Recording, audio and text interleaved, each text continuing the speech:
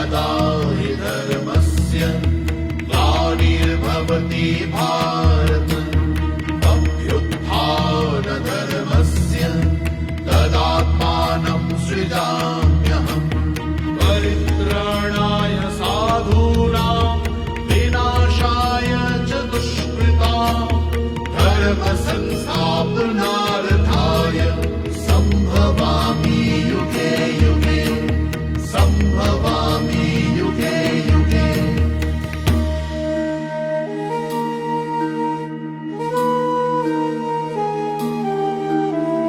यदा यदा हि धर्मस्य ग्लानिर्भवति भारत अभ्युत्थानधर्मस्य तदात्मानं सृजाम्यहम् परित्राणाय साधूनां विनाशाय च दुष्कृतां धर्मसंस्थापनार्थाय सम्भवामि युगे युगे सम्भवामि युगे युगे।